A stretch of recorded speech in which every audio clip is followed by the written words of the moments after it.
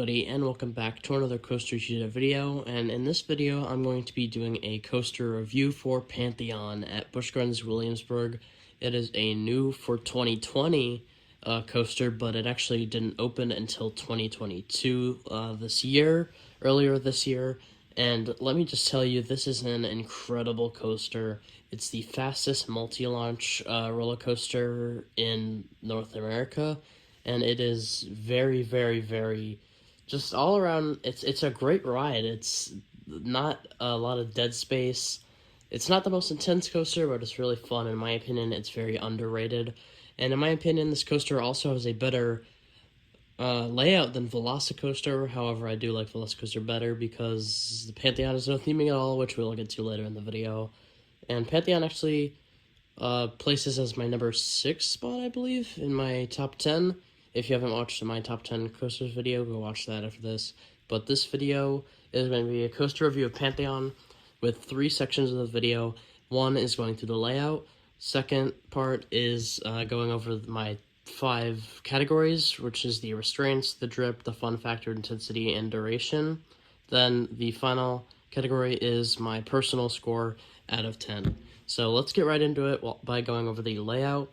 And immediately when the ride starts, you hear the audio thing, which is kind of a bit of theming, I guess. And you have a little drop, and you go through a tiny S-bend, and then right into the first launch, which launches you through a unique inversion called a 0G winder, even though it's basically just a 0G roll and then goes to the right.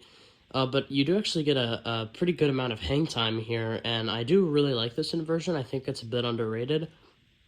And yeah, like I said earlier, a decent amount of hang time, which I really like. And yeah, it's a great way to start off the ride to, like, tell you or get you ready and tell you that it means business starting off with that inversion. Because you kind of, like, go out of the station kind of slow and stuff, and then the launch gets you and that gradual acceleration. And then at the very end of the launch, it really boosts you off into that inversion. And then after the inversion, you go into some outward banked bunny hills, which is very weird. It doesn't provide a ton of airtime, like an RMC bunny hill, but still they're pretty, like, funky and stuff, and I like how unique it is. And then after that, you go into the first launch, and this airtime hill is really good. However, with this first launch, it's not great. You don't get the full force of it until later. So then you go up the top hat, you don't make it, and you go back up the vertical spike. And this is one of the greatest feelings of weightlessness that you will ever get on any coaster. It is just great. It feels so cool. You're just out of your seat floating, and it is just, I mean, it's hard to describe how cool it is. And then you go down, you launch again forwards, and the airtime hill just hits you. It is crazy. It is probably the best airtime moment on this ride, and one of the best airtime moments that I've experienced from that small little bunny hill in between the launches, and it is crazy. You just get ejected out of your seat. It's honestly pretty wild.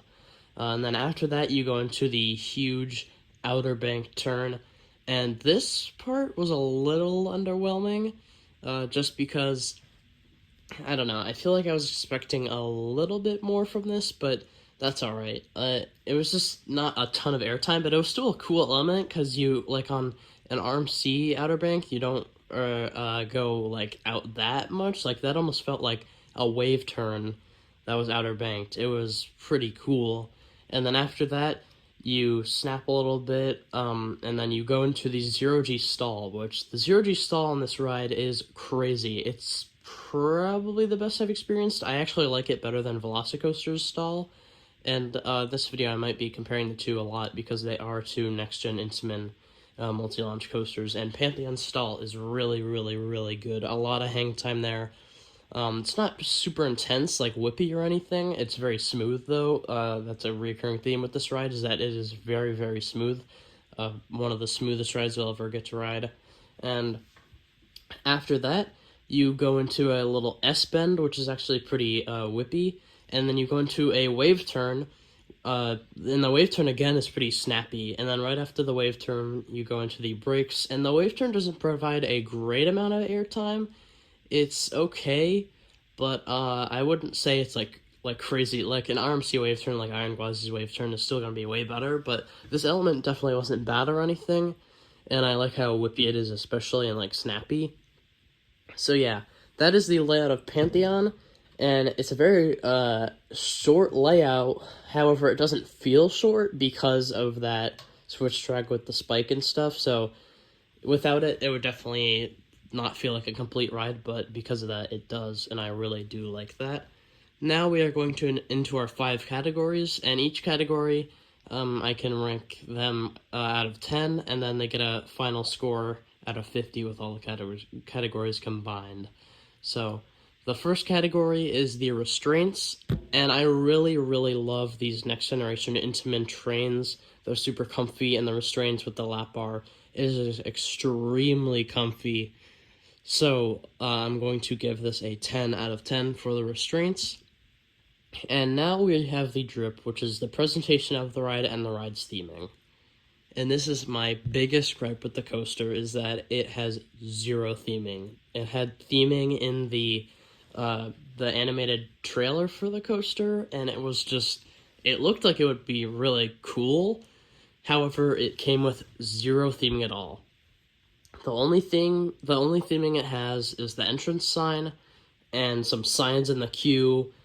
The station just looks like a shed, and I mean, it's bad. Like, they could have made it look like the Pantheon building. That would have been awesome, and like Roman columns and stuff. And I mean, it was a huge missed opportunity.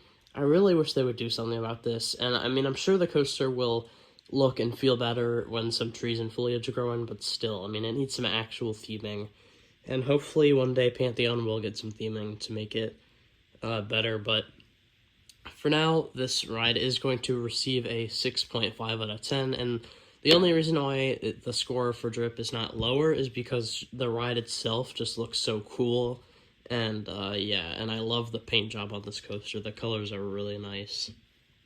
Now going into the fun factor. For the fun factor, I am going to give it a 10 out of 10 again, because this is really, it's such a smooth ride, and the airtime you get and the whole weightlessness feeling on Spike, it's just such a fun coaster, and it's the type of coaster that's very re-rideable, and you'll just have a smile on your face the whole time riding it. It's really just, like, something about the ride that makes it so fun. And now going into the intensity, I'm actually going to give this an 8 out of 10, because, I don't feel like it's the most intense ride. I don't feel like the new generation Intamins are, the new generation Intamin multi-launch coasters are as intense as the Blitz coasters, because they're not as snappy. However, Pantheon actually did surprise me. It was more intense than I thought it would be, but still, it's not, like, super intense or anything, so I do think it deserves the 8 out of 10.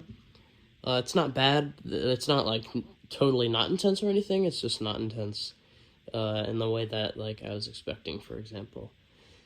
That now we have the duration, and the duration of this ride, like I talked about earlier, I think it's honestly the perfect duration. Kind of like what I said in my Iron Glazie review, if it would have been any, like, longer, or, like, a decent amount of time longer, I feel like I wouldn't like it as much because it wouldn't be as fast, and I do agree with that. So I'm going to give the duration a 10 out of 10 because I feel like the ride really feels longer than it looks and how we all thought it was going to be, so really impressed with that. And now for the total final score of this ride, it's going to be a 44.5 out of 50, and this is a really great score, and I feel like it does deserve it because it is a great ride. However, it's not perfect. Now, with that being said, for my personal score, I'm going to give this a 9 out of 10, and most of the reason why it didn't get a 10 out of 10, or maybe even a 9.5 out of 10, is just because, first of all, the theming. Also, I wish it would go over the top hat a little faster, especially since it gets more momentum from the spike and stuff. I just wish it would maybe launch a little bit faster instead of... I mean, I guess it is a little intimidating, like a dive coaster or something, how it kind of hangs you over, but still, I would much rather like it to go faster, so... That's it. Definitely not a bad ride at all. I really love Pantheon. Definitely got to Busch Williamsburg. It's definitely my favorite coaster in that park. And if you enjoyed, please like and subscribe.